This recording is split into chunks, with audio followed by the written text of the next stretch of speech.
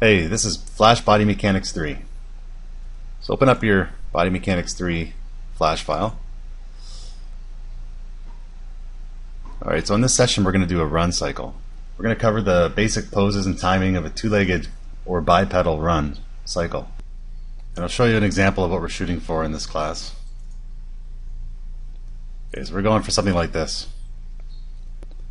We're just going to have a character run across stage. And like all of these cycles, they're a little tedious, but once you have them finished, you can reuse this run cycle or walk cycle. Whichever cycle you're animating, you can reuse these whenever you want in any scene file. So they're worth doing, getting through the monotony. It's very tedious doing these cycles, but once we have them done right, you can also adjust them to suit what you need. Alright, so as always, we always have the shot comp and the camera view in our file. So let's double click on the shot comp, which is encompassing everything inside here. Inside the shot comp, we have our Preston Blair image, and we have our front three-quarter mannequin. So there's different ways you can animate a run, but in this class we'll use this Preston Blair example and modify it a little just to keep more in line with today's aesthetics and style, and because this example was created for classical animation and we're using software which will help us in between some of these poses. Feel free to use any other walk cycle example from any other book, but if you are new to animation, please continue using reference until you have the poses memorized, or you just are able to come up with your own poses and animate a run without reference. So posing and timing are the main focus in this run cycle. We also have to take into account arcs and drag. Okay, so let's just start with our first pose. So we can see that our character is running and his entire body is angled or leaning in toward the direction that he's running in. So let's select the entire character, and I can see I got the shadow selected, so I'm going to go to the very bottom layer and just lock it. So we'll select again without selecting the shadow. Alright, so let's get his whole body in this, looks like it's about a 45-degree angle approximately, and we're going to have him run on the spot, so that's good. The faster he's running, the more of an angle he'll be on. So I'm just going to start with the center of the body. I'm going to give the torso a bit of a skew just to give it a feeling of perspective. I'll have to fix the shoulders in a few minutes, and I'm going to tilt the pelvis. The pelvis and the torso will stay this way the whole time. When I skewed the torso, the head and neck came away from the torso a little bit, so we'll just fix that. So if you look at Preston Blair's example, our first pose, he has the character contacting the ground. I'm going to just make a little modification to that pose and have the feet off the ground. So it's going to be the most extreme pose, but he's going to be off the ground a little bit. So let's just select his whole body here and let's bring him up. So it's a contact pose here, but it's not going to really be a contact pose here. I'll just call it our extreme. So I'm just going to pose out the knees and elbows and shoulders.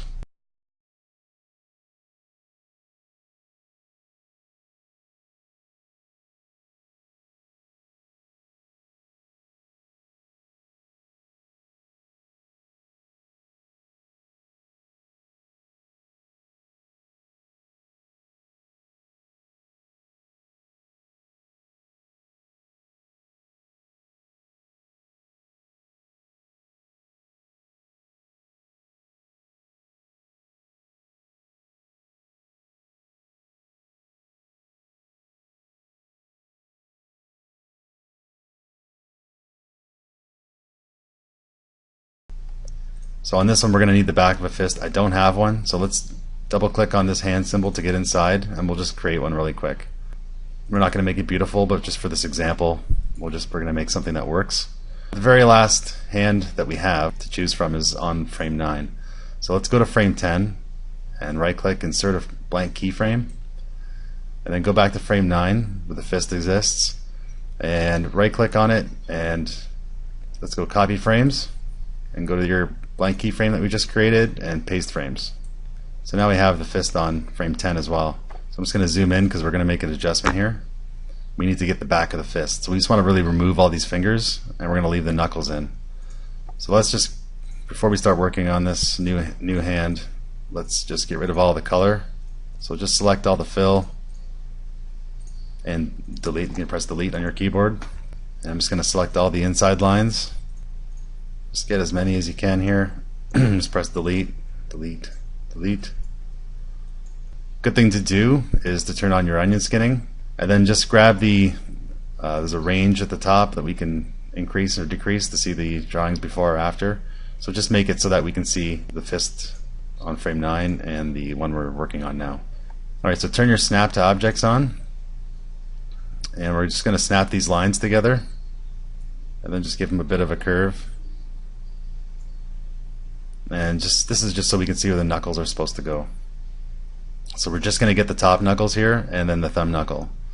Oval tool, let's click on that, and in the properties let's change the stroke thickness to 2. I just remember that these hands were built with a stroke thickness of 2. And the fill, you can click on that and just select this little box here, and that means no fill, no color for fill. So when we create an oval, it'll be no fill in it. Alright, so let's just go and drag over where the thumb knuckle is. So we're not going to need this inside line. I'm going to zoom in close here for a moment and just get rid of some of these other lines. Okay, so that's alright, and we can bring this up to connect it.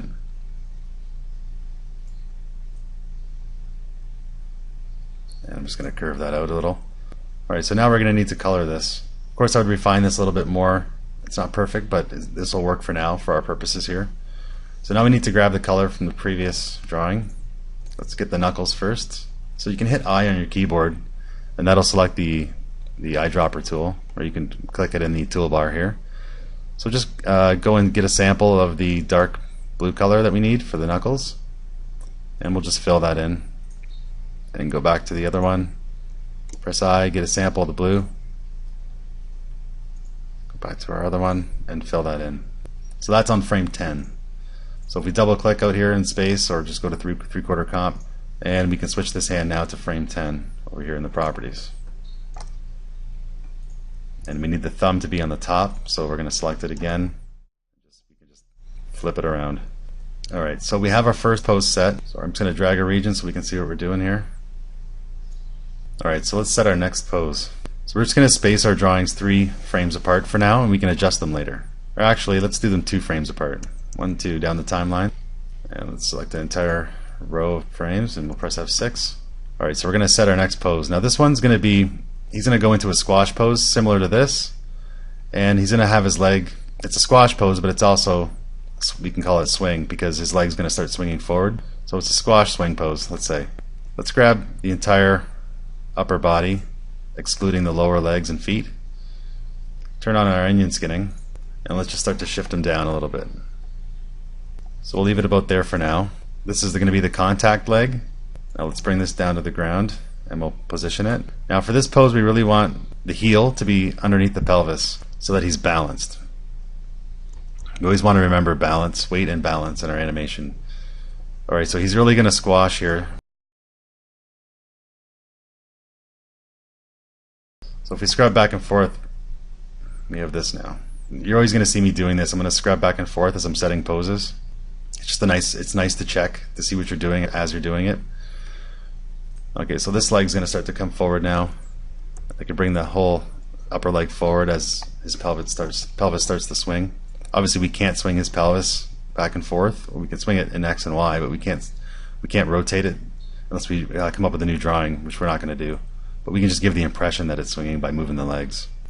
Alright, so let's put this leg into position. We'll connect the knee, and we can give it a little bit of drag.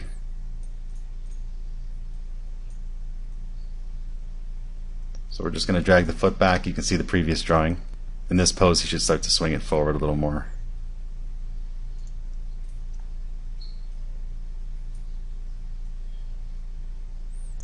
Okay. So not only is this a squash and swing, leg swing pose, but he's anticipating his next pose. He's anticipating this launch pose. So he's going to push off with his right leg, and then the left leg's going to continue swinging for the next pose. So let's go 2 more frames down the timeline, and we'll set our next pose. And we'll grab everything but the lower legs and feet. Let's increase our onion skinning range so we can see the other drawings.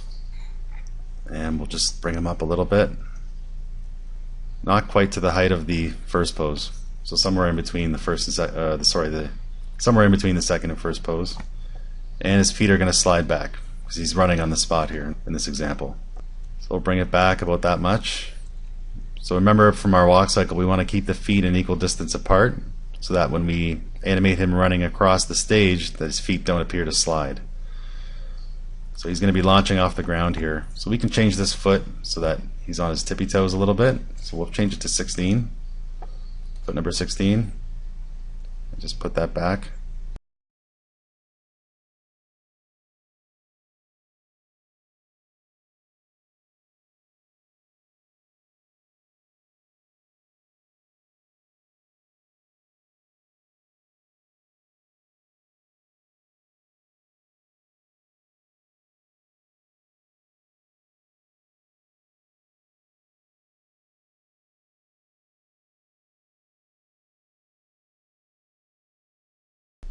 So let's take a look at our example. So we have something like his third pose here. So we sort of combined 2 and 3.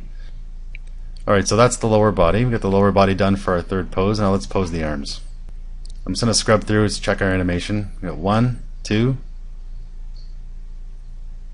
So I just realized we didn't really do anything to the arms on our second pose, so let's bring that down. Not sure if you caught me on that. So we're just going to ease out of this, and we're going to drag the hand. Give the hand a bit of a drag back toward the last pose.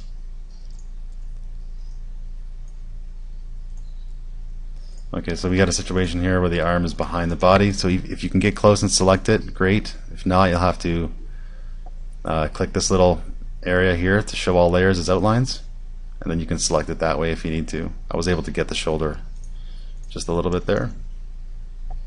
Alright, so we'll bring that. You don't want to bring the hand right behind the body. Just make sure it shows a little bit. And we're easing out of pose 1. Okay, back to pose 3. We got the arms on pose 2. Go to pose 3. We've already posed it out for the most part. We just need to do the arms. So we can see our last pose. So in this one, we're going to bring the arms right to his sides and bend them a little bit. You can have them in front of his body for this particular pose because it's really like a transition. Alright, so I'm just going to bring it over here to bend it, and I'll put it back. And we'll just keep the wrist that way because it's still dragging as he's swinging it forward. So the last pose we had it behind his back. This one, let's bring it just a little bit in front of his body. And we can put a little more drag on this hand now. Alright, let's scrub through and see what we have. Turn on your skinning off for a moment. That looks okay. We're going to do a pose like this now. So this will be pose 4. This is our extreme pose here. So that's going to be our next pose, but instead of the right leg being extended, it's going to be the left leg, and vice versa for the arms. So what we can do to make sure that the whole center of the body is at the same height and just basically in the same overall position, let's select the entire first pose and copy it, and then go as if we're going to set our next pose. We'll 2 more frames down the timeline, paste frames. Alright, so let's repose this. Now what we can do here is, the reason why we're doing this is just to make sure that the main part of the body is in the same position, because it's generally the same pose except the arms and legs are switched. So what we can do is, we know this leg is extended at about a 45-degree angle, so we'll use his left leg as reference to pose his right leg. So just select the entire right leg.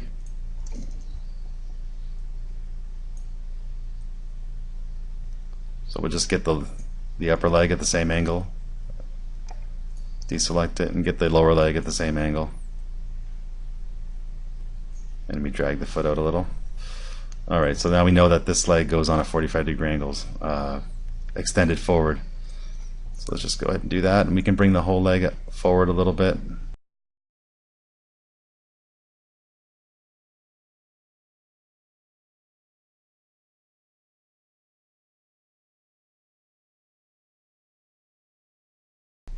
Okay, so I'm going to do the upper body. So let's take a look at the left arm.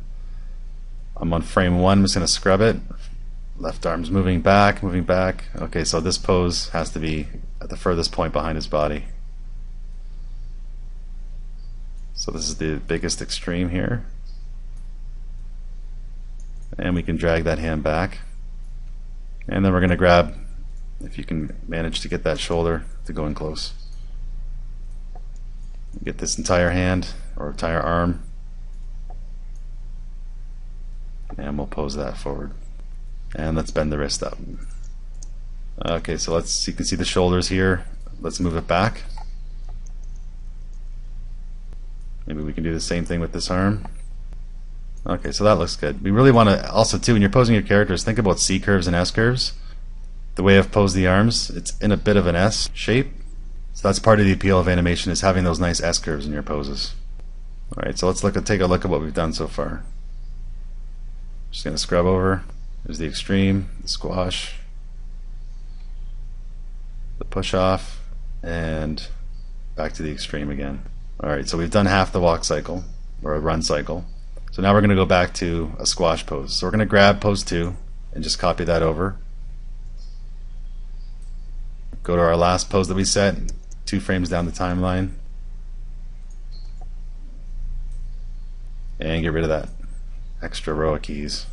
Okay, so it's going to be the left leg that impacts the ground here. Okay, so I'm going to use the right leg as a reference in this time and match up the left leg to the right.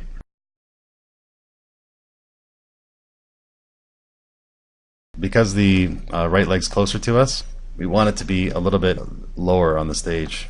So I'm going to place it here, just a little bit lower. And you know what? I won't even make a guideline. I just know that it's a little bit lower. You could use the layer that we used for the original guide. What we could do is copy and paste, and then just bring it down. Okay, so let's continue to set this pose. I'm going to go back and take a look at our squash pose just to see where that leg was, and I'll pose it something similar to that. You know what, let's lock that guide layer so we don't select it by accident.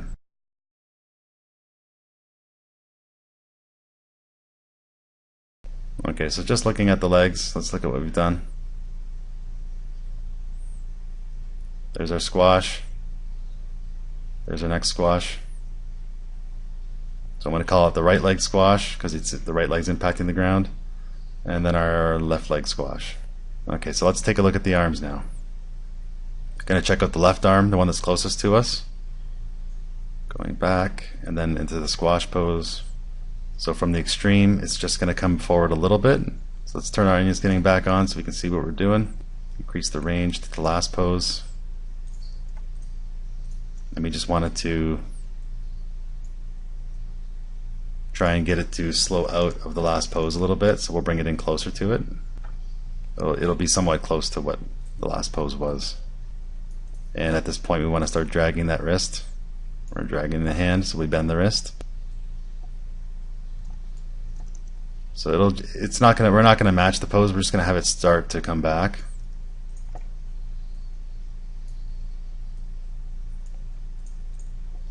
And we're gonna drag that hand by bending the wrist. Okay, I think that's okay for now. Looks like our other squash pose, number 2. You can probably bring these down a little more. The movement should be quicker through the middle of the swing. So the poses will be farther apart. So he's anticipating in this pose, he's squashing, leg is swinging, and he's anticipating his next jump or push off the ground. So we're going to go for the next. So if we go to pose 3, that was the original launch pose that we set.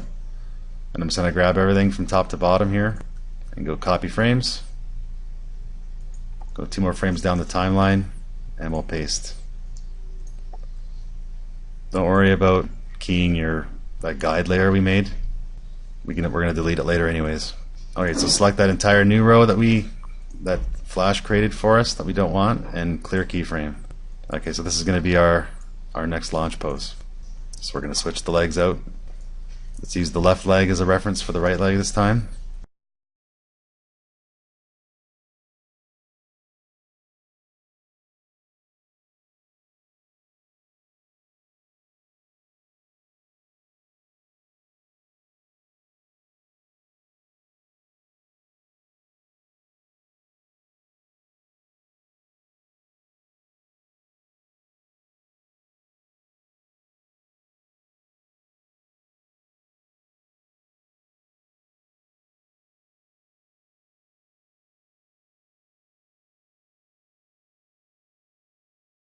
now we have all of our poses keyed right up into our second launch pose. Now we're going to copy the entire first pose and over to the end. So copy frames, 2 frames over, and paste frames. And let's get rid of that row that Flash creates for us that we don't want. Clear keyframe. Alright, so we have the launch and then back to frame 1. Alright, so let's just tween all this. Just grab everything, grab the whole block. You can shift select or just drag and right click and classic tween it. Alright, so at this point let's just get rid of all these unwanted frames that we don't need so we can loop this cycle. Remove frames and let's cycle it. Make sure when you press loop that you'll get this range. Make sure it's all the way, it encompasses all your frames. Okay, so that doesn't look too bad. The first thing I can see is that it's sticking at the top. If you stare at the head at the top of the jump, you can see it sticks. And the reason why it's doing that is because we copied our pose 1 to the end. So it's reading pose 1 twice, so it holds for 2 frames. So we don't want that to hold. We want it to go from this in between and then loop back to frame 1 again.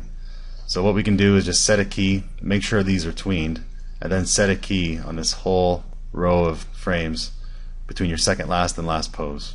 So that'll actually be our last key pose before it loops back to 1, and we'll just delete this whole last row, which is the one we copied from frame 1, and you can just go remove frames. We don't need those frames at all. So now if we loop it, that's a little smoother, there's no sticking at the top. Okay, so now I'm going to take off loop and just scrub through. Just take a good look at it now that it's tweened. So when I scrub through, I'm focusing on one part of the character at a time. I'll scrub through and check the right leg, and then I'll scrub through and check the left leg, and then they'll do the same with the right arm and left arm, and just see how that's working out. So we want to make sure everything's arcing well and dragging well. Alright, so let's go through and we'll just focus on a frame between pose 1 and pose 2. Yeah, I think what we can do in between pose 1 and 2 is we can have this foot contact the ground, start to extend. I don't want to select the entire row of in-betweens. We just want to get the problem areas, because if we need to adjust this run later, we don't want to have everything keyed, so it'll be really hairy to fix. So I'm just gonna key the lower leg and foot, and let's go in and adjust the position a little bit so that it can either contact the ground or almost contact the ground. Alright, so let's bring in the entire leg. Let's turn our onion skinning on for a moment. So let's get this leg in between these two.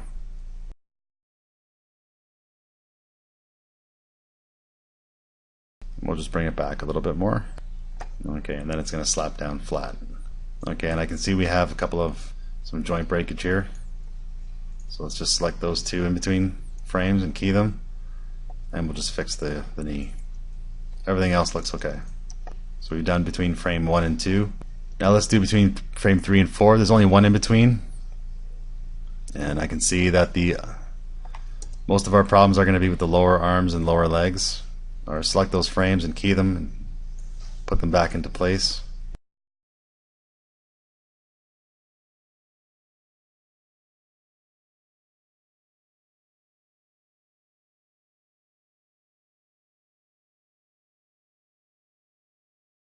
Okay, so let's take care of frame between pose 3 and 4.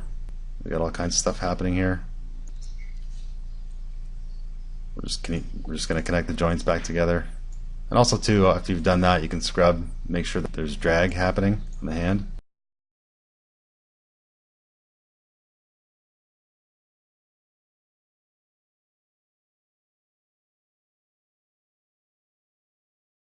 Okay, let's go between the next two poses. So we're going to do the same thing here as we did between pose 1 and 2. In our most extreme pose here, where we had the foot on pose number 2, we had the foot contact the ground. So we have our extreme pose here, and we're going to have the foot contact the ground here. So I'm just going to go through and key where I can see I've keyed before on the in-betweens. You can see in this area I've put keyframes. You can tell those are the upper arms, the lower arms, lower legs, feet, and hands.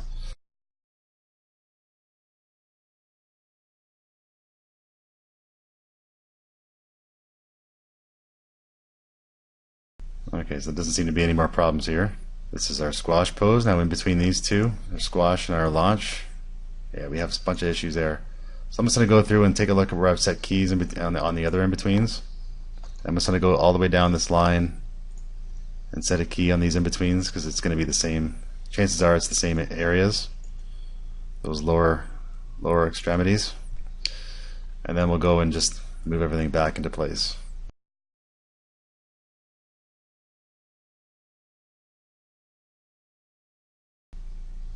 Okay, that looks okay. And then we have our last frame that we in between and then keyed. So everything's keyed on this whole row, so we can just move everything back to where it needs to be as far as the joints go. I'm just going to scrub that hand that disappears behind the body. I think I want that to be, this is the last frame, so it's going to loop back to 1. You can see the hand's extended out here. Now if I scrub over, when the hand comes back, we're going to want to see that poking out a little bit here, so I should get in there. Let's just zoom in, turn everything into outlines for a moment. I'm just going to grab that lower arm and hand, and let's just bring them out so they're poking out behind the body a little bit, just so we can see them and it's not going to pop. Really, that should slow into the first pose. So let's turn our color back on, fix that hand, and it should be dragging this way. It's a follow through from the previous motion. It's going to go from this frame to there. So that'll look much better. And did we fix everything here? Not yet. Okay, so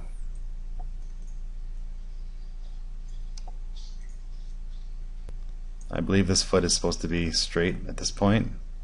Let's see what we did on the other side. I just noticed we have to fix these feet. So let's key that. Didn't notice that before. And then there's this foot. We'll key that in between. Alright, so just scrub through. See if you missed anything. Parts separating from the body. Alright, so let's take a look and just cycle this. Turn loop on, press enter.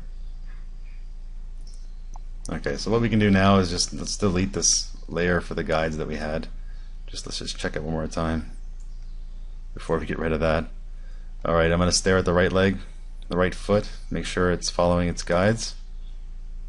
It is. And I'm going to check the left foot.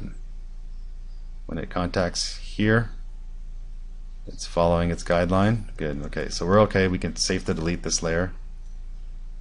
Delete layer. Turn off looping. This cycle, it's good to note, goes up to frame 12. So it's a 12 frame cycle. So let's double click out in space here to get out of here. And now we have our entire run comp. And if we select it and look in the properties, we can see it's on loop. If it's not, make sure it's on loop and that it starts at frame 1. So it's a 12 frame cycle, so it's going to play until here, till frame 12. And then on frame 13, it starts right back at frame 1 again. But it's happening inside here. So it's just looping. So double click to get out.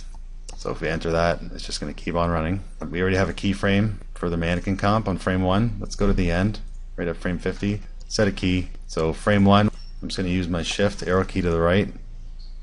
Let's start them off frame. Frame 50, let's shift arrow key left and just bring them off frame. And let's tween this. Alright, we just ran through this rather quickly. Just scrub through and check his feet for sliding. Now you can see his feet are sliding back a little bit. So when the feet start to slide, generally what you need to do is either increase or decrease the distance that they're traveling. So right now I'm going to move him away from the stage, which is increasing the distance that he's traveling from right to left. So once I've done that, I can check it again and scrub through. So he needs to go a little further. Moving him a further distance away will make him go faster too. It'll speed him up because he's traveling further in the same amount of time. So I'm going to move him away even further. I'm just going to keep doing it until his feet don't slide anymore, and you guys can see what I'm talking about. So they're sliding much less now. Sorry, that's really hard to see, isn't it? Okay, we'll do it on the other side. You can do it on this side too, depending on what's happening in your scene. If he just runs through frame, this is easy. If he has to stop and settle, it's not as easy. Okay, so I've moved them further apart on both sides, and the feet you can see are sliding substantially less. Now if I keep moving him further apart, eventually they won't slide at all. You just got to find that happy spot. So there you go.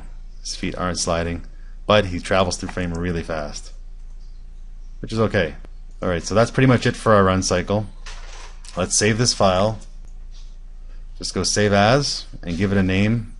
You can keep the same name that it had and just put animated at the end so you know that this is the animated one. And then we're going to export a video. So like we always do, export video. You should be able to keep these same settings. Hit export. And then once your encoder opens up, make sure that you have this set to QuickTime. And this is at 720p. And then navigate to the folder that you want it to be in. And then you can press your Start Cube button.